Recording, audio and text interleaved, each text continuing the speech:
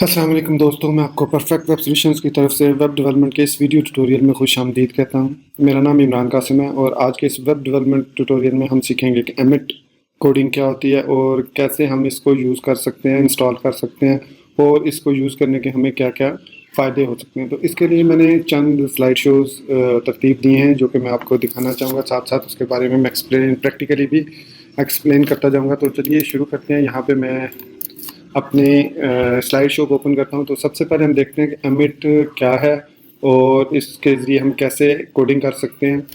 तो सबसे पहले व्हाट इज़ एमिट।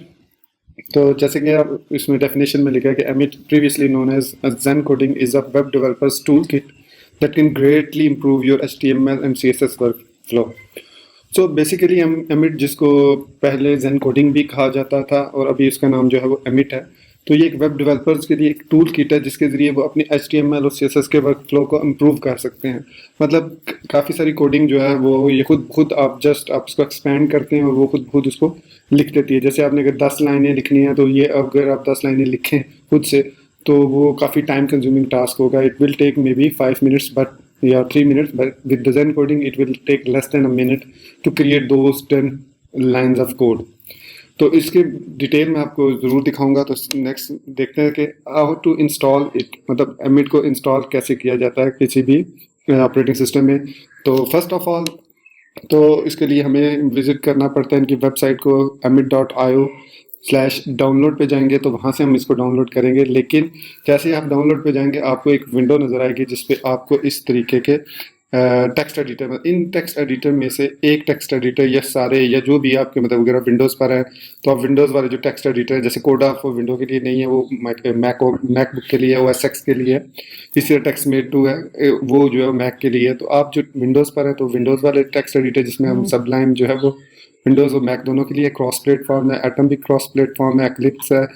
इसके अलावा अगर यहाँ पे नोटपैड प्लस प्लस है जो कि विंडोज़ के लिए सिर्फ है, कोमोडो है वो दोनों के लिए, मैक के लिए, विंडोज़ के लिए और लिनक्स ऑपरेटिंग सिस्टम के लिए। तो कोई सा भी एक आप एडिटर इनमें से चूज़ कर ले। अडोब ड्रीम वीवर कर सकते हैं, लेकिन चूंकि वो एक पेड है, फ्री नहीं है, तो मैं उसको रिकमेंड नहीं करूँगा अडोब ड्रीम वीवर को, आल दो। तो दूसरा ये कि ये बहुत ही हैवी सॉफ्टवेयर है, तो इसके लिए लाइट वेट एडिटर बहुत अच्छे रहते हैं, जैसे कि सबलाइम टेक्स्ट, एटम है या कोडा है मैक के लिए। एक्लिप्स भी बिट हैवी, नेटबीन्स भी थोड़ा सा हैवी सॉफ्टवेयर है। तो आई डू रिकमेंड कि अगर आप PHP to HTML कर रहे हैं या HTML के टेम्पलेट्स बनाते हैं तो you should have one of them और ऑल ऑफ देम। आजकल जो है वो कंप्यूटर की हार्ड डिस्क स्पेस बहुत ज़्यादा होती है, तो आप सारे भी इंस्टॉल कर सकते हैं जो जो आपके ऑपरेटिंग सिस्टम को सपोर्ट करते हैं। तो अब आप डाउनलोड पे जाएंगे जब amit.io/डाउनलोड पे, तो वहाँ पे आपको इसका प्रोसीजर सारा मिल जाएगा कैसे इसको इंस्टॉल करना है।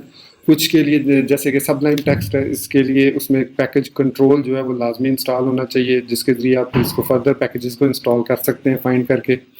एटम के लिए प्लगइन का ऑप्शन उसमें होता है, तो उसके ज़रिए आप प्लगइन इंस्टॉल कर सकते हैं कि फाइंड करके उसको जस्ट इंस्टॉल पे क्लिक करें। तो एवरी टेक्स्ट एडिटर जो है वो have different way of installing the plugins. आप मैं यहाँ पे हर एक एडिटर के लिए एक्सप्लेन नहीं करूँगा। आप जब भी उनकी साइट पे जाएंगे amit.io पे, तो उसके सबलाइम या पे सपोज आप क्लिक करते हैं तो इसकी इंस्ट्रक्शंस आ जाएंगी आपको कि कैसे आप इसको इंस्टॉल करेंगे। इसके लिए तो अगर आपने एटम पे करना है तो एटम पे आप क्लिक करेंगे। तो ये था इसको डाउनलोड इंस्टॉल करना प्लगइन को।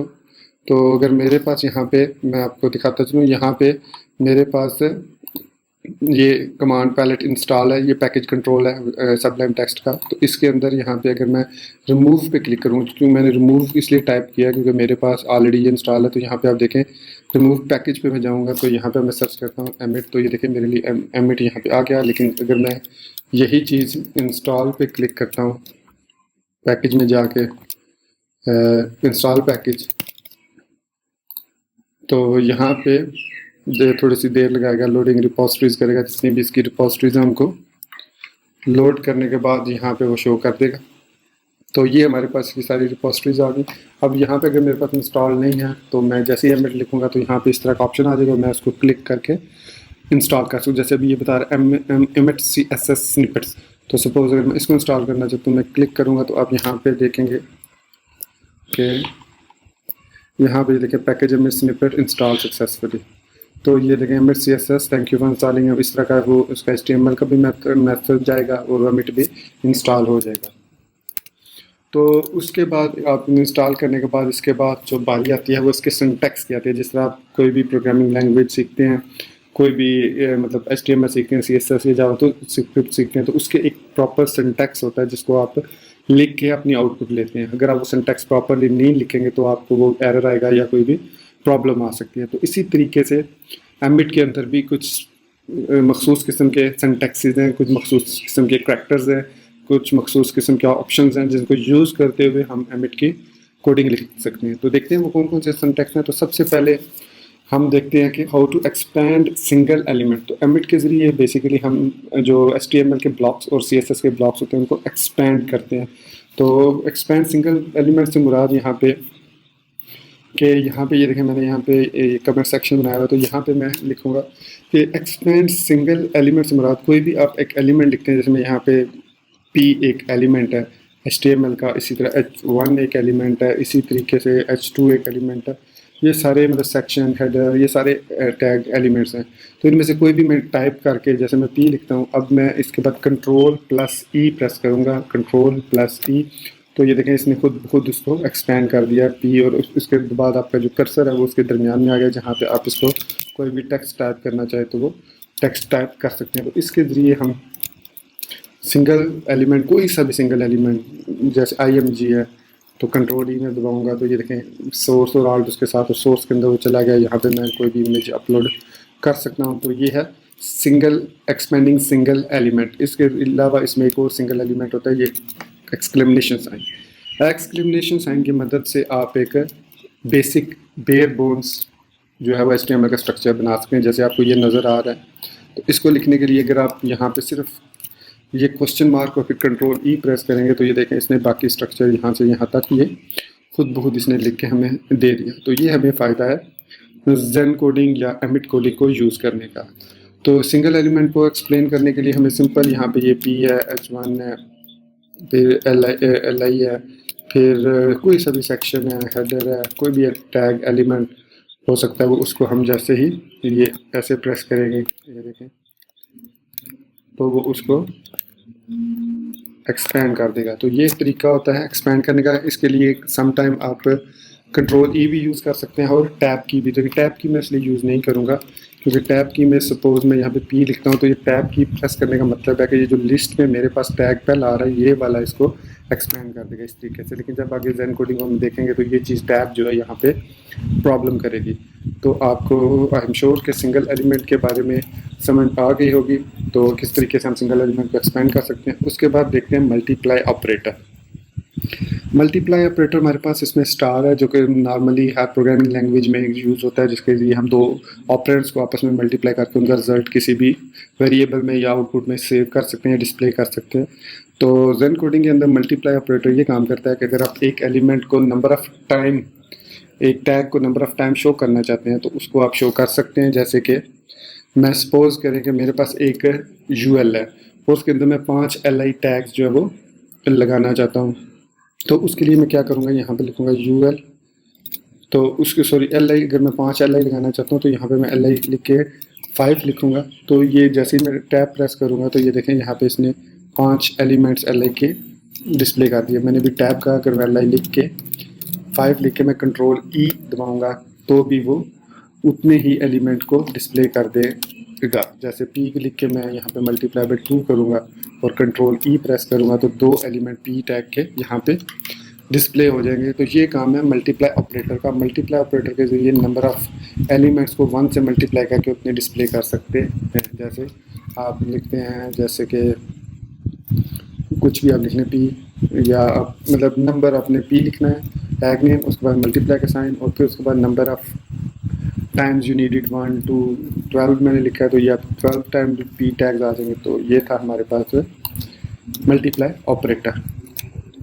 तो उसके बाद हमारे पास आता है ये आई थिंक उसके बाद हमारे पास मल्टीप्लाई ऑपरेटर के बाद आता है जी टेक्स्ट ऑपरेटर।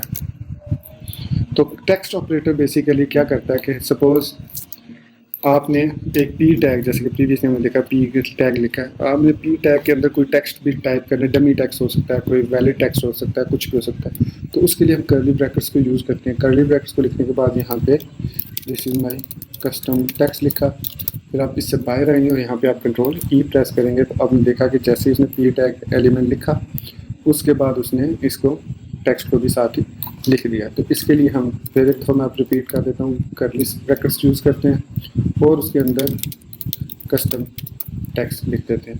फिर इसको कंट्रोल ई प्रेस करते हैं और वो उसको डिस्प्ले कर सकते हैं। पी की बजाय हम H2 भी यूज़ कर सकते हैं, आप शायद सोच रहे हो सिर्फ पी यूज़ कर सकते हैं। This is custom title.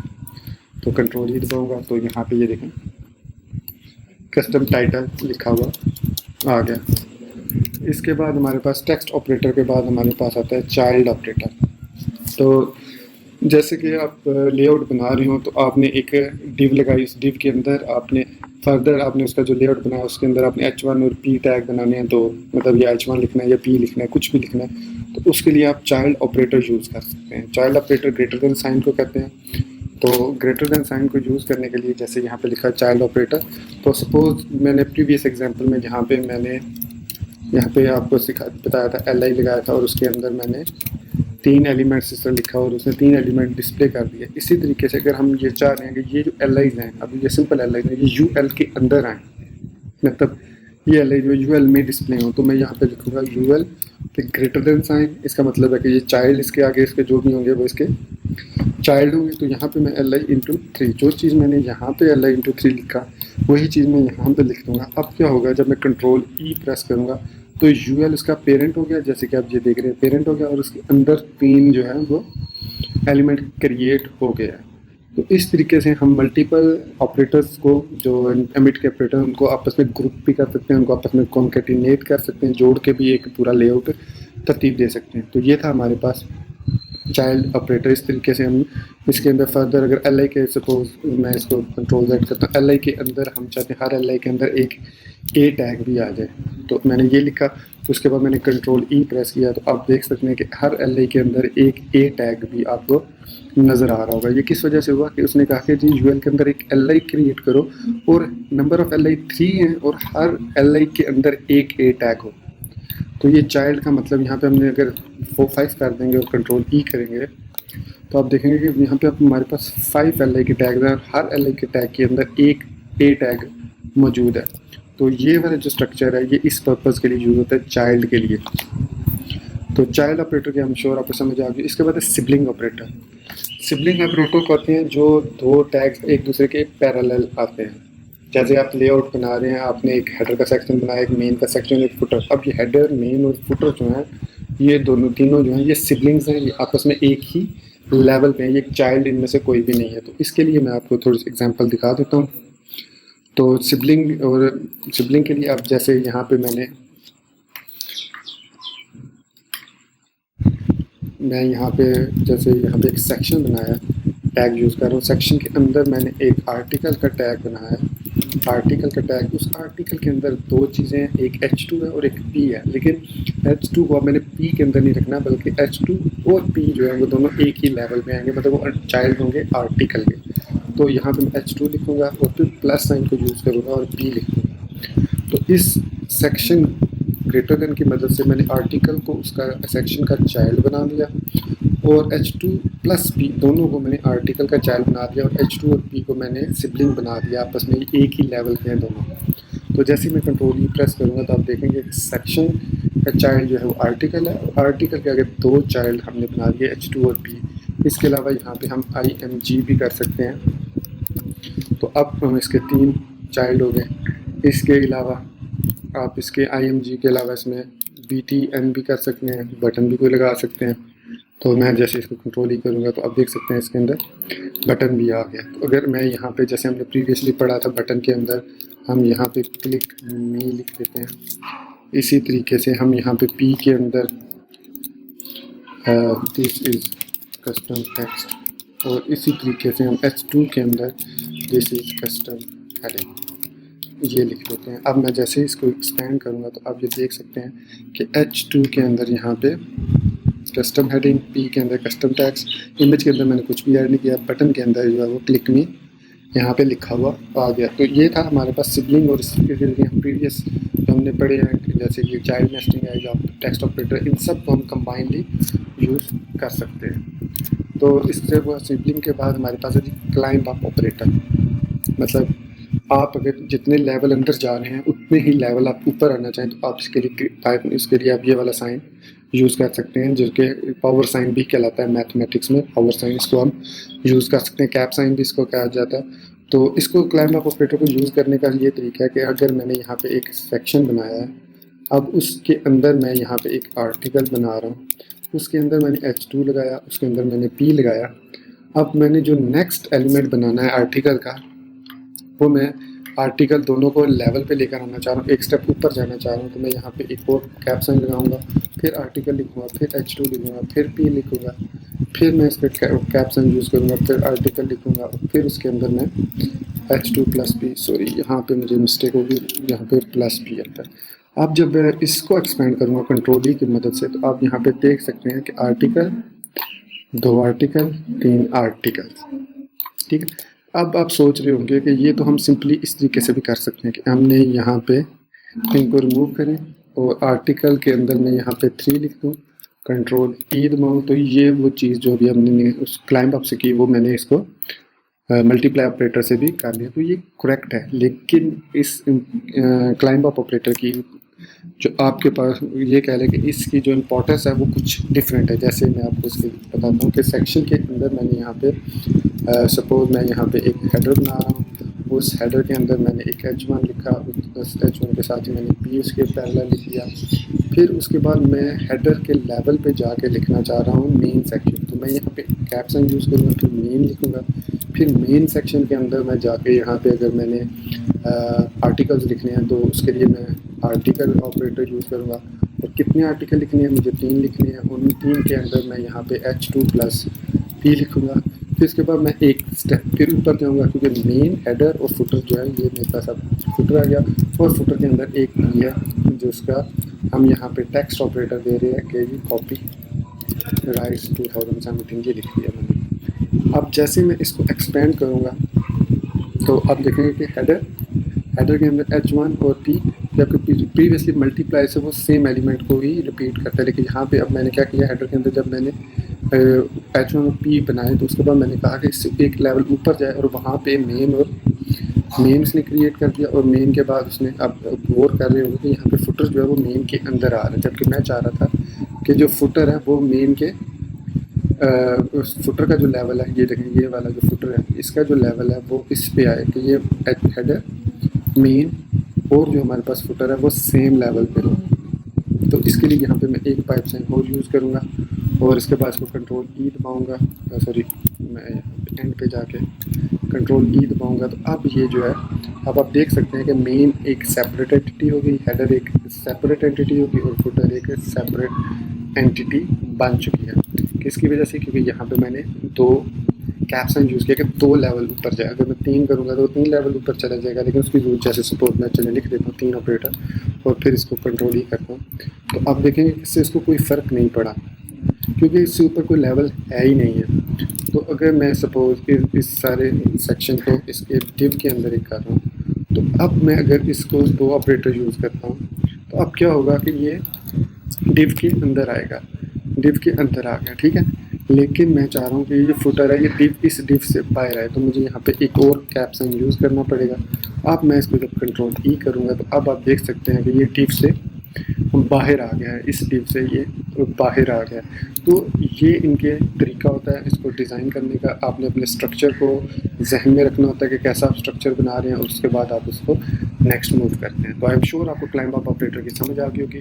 तो नेक्स्ट देखते हैं हम कस्टम एट्रीब्यूट ऑपरेटर, जो कि है ग्रेटर देन साइन, मतलब ब्रैकेट्स हैं जो आप इनको कह लें कि बड़ी ब्रैकेट भी कहा जाता है, स्क्वायर ब्रैकेट भी कहा जाता है। तो इसके लिए ये एरे ब्रैकेट्स भी कहा जाता है। आपने अगर अपनी प्रोग्रामिंग लैंग्वेज को की हुई है PHP या कोई भी लैंग्वेज, उसमें आपने देखा होगा कि एरे के लिए हम ये वाला ब्रैकेट्स यूज़ करते हैं, इसको हम स्क्वायर ब्रैकेट्स कहते हैं। तो ये कस्टम एट्रीब्यूट्स क्या होते हैं कि अगर आपने HTML में काम किया है तो आपको पता होगा कि सपोज़ आपने एक P टैग लगाया या कोई भी एक इमेज टैग लगाया, आपने उसको यहाँ पे एक ये कस्टम एट्रीब्यूट है, तो यहाँ पे मैं यहाँ पे लिखता हूँ IMG और कंट्रोल ई दबाता हूँ। तो आपने यहाँ पे देखा कि बाय डिफ़ॉल्ट सोर्स और आल्ट टैग, उसके 2 एट्रीब्यूट्स ये जो नज़र आ रहे हैं, सोर्स और आल्ट, ये एट्रीब्यूट्स हैं, तो ये 2 खुद ऐड कर देता है। लेकिन अगर मैं यहाँ पे पी लिखता हूँ और कंट्रोल ई करता हूँ तो इसके साथ कोई एट्रीब्यूट नहीं आ रहा बाय डिफ़ॉल्ट। तो सपोज़ हम इसके साथ कुछ एट्रीब्यूट्स ऐड करना चाहते हैं, जैसे मैं इसके साथ कोई एट्रीब्यूट यूज़ करना चाहता हूँ, जैसे सपोज़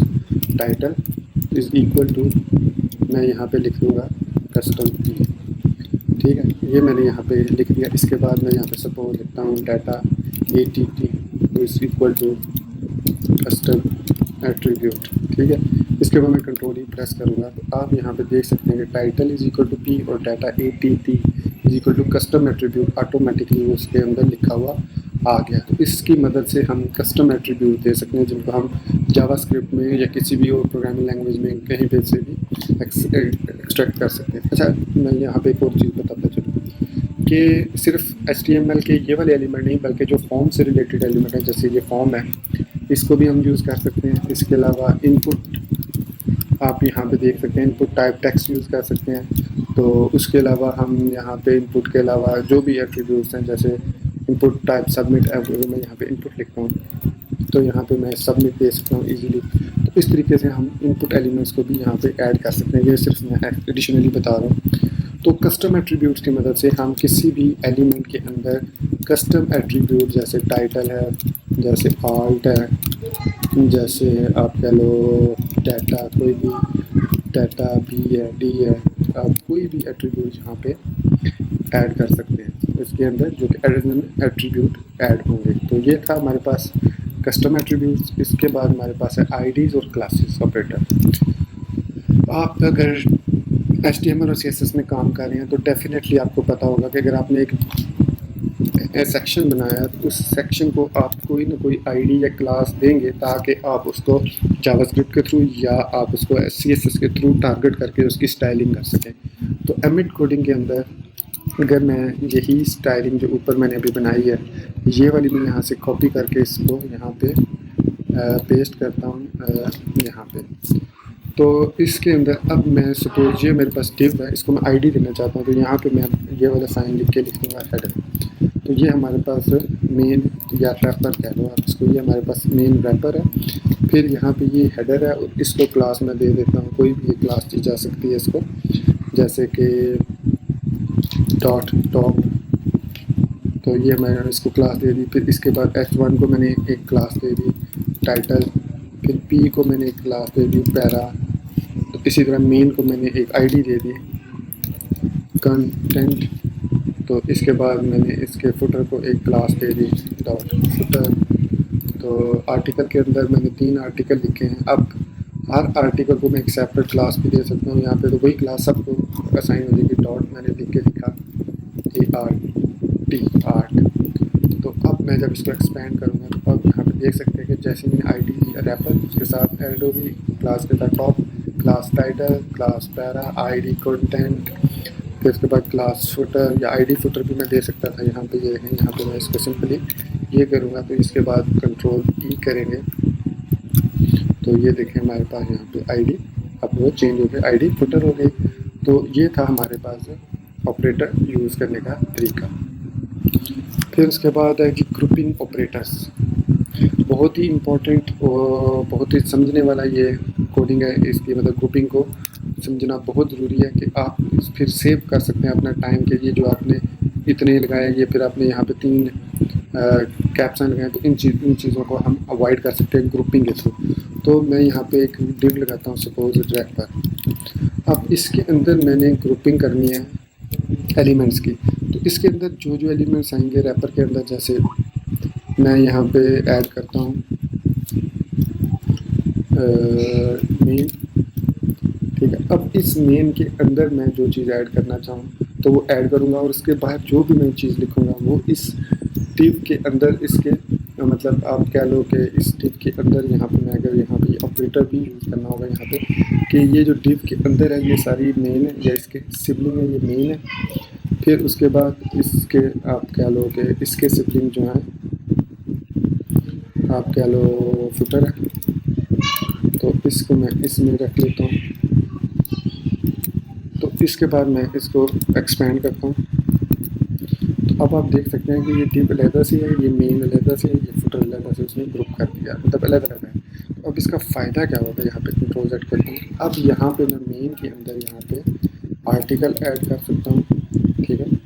अब मैंने जब यहाँ पे आर्टिकल इंटू 3 किया, तो अब ये जो तीन आर्टिकल होंगे, कंट्रोल ही किया, तो अब ये देख सकते हैं कि तीनों आर्टिकल मेन के अंदर। अब जो चीज़ भी हम इस ग्रुपिंग के अंदर करेंगे वो इसके पैरेलल आएगी।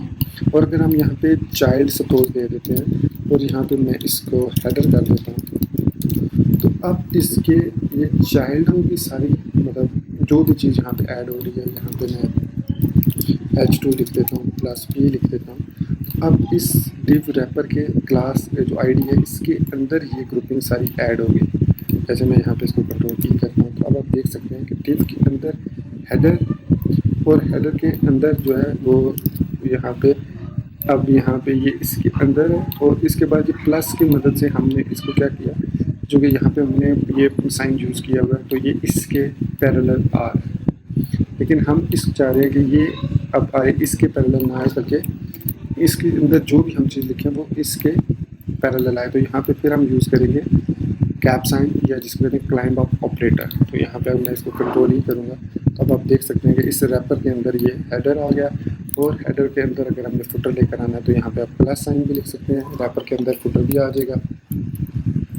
ये देखें यहाँ पे, तो यहाँ पे इस रैपर के अंदर हेडर फुटर, और आप यहाँ पे मेन भी कर सकते हैं। ये देखें प्लस मेन, तो अब ये देखें हेडर मेन और फुटर सारे जो है तीनों जो है वो, अब यहाँ पे आप फर्दर इनको ग्रुपिंग कर सकते हैं। मतलब मेन के अंदर हमारे पास 2 सेक्शन है, इसके अंदर हमारे पास 2 सेक्शन है, प्लस ये हमारे पास है सेक्शन, और ये हमारे पास है असाइड, ठीक है।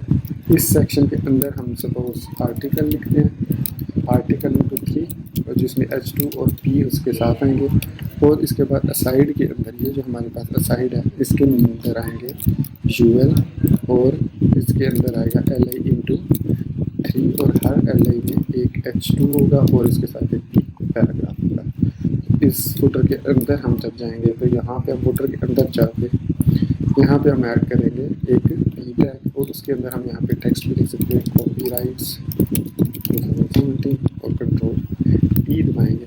तो ये देखिए हमारे पास जैसे ही हमने ये लिखा, तो ये हमारे पास इसकी स्टाइलिंग आ गई कि हेडर आईडी मेन हमारे पास रैपर है, रैपर के अंदर हमारे पास हेडर है, हेडर के अंदर मेन है, हेडर के पैरेलल मेन है, और मेन के अंदर 2 सेक्शन, एक सेक्शन 1 सेक्शन है और एक असाइड है सेक्शन। अगर मैं यहाँ पे एक बार कंट्रोल सी दबा के सपोज मैं ये सेक्शन है इसको आईडी दे देता हूँ कंटेंट, ठीक है, कंटेंट आईडी दे दी, और फिर इसके बाद एक्सपेंड किया तो यहाँ पे ये कंटेंट आ गया। और उसके बाद जो उसके बाद असाइड है उसको मैंने एक और क्लास आईडी दे दी साइड बार, ठीक है। अब मैं यहाँ पे कंट्रोल ई करूँगा, तो अब आप देख सकते हैं कि ये सेक्शन हमारे पास कंटेंट का हो गया, और ये सेक्शन है साइड का हमारे पास आ गया। और यहाँ पे मेन क्लोज, और मेन के बाद फुटर। तो ये था हमारे पास यूज़ करने का तरीका, ग्रुपिंग करने का तरीका, कैसे हम यहाँ पे ये देखें ग्रुपिंग कर रहे हैं इनको एलिमेंट्स को, ताकि हम एक लेआउट तरतीब दे सकें। तो ये तो था हमारे पास ग्रुपिंग ऑपरेटर।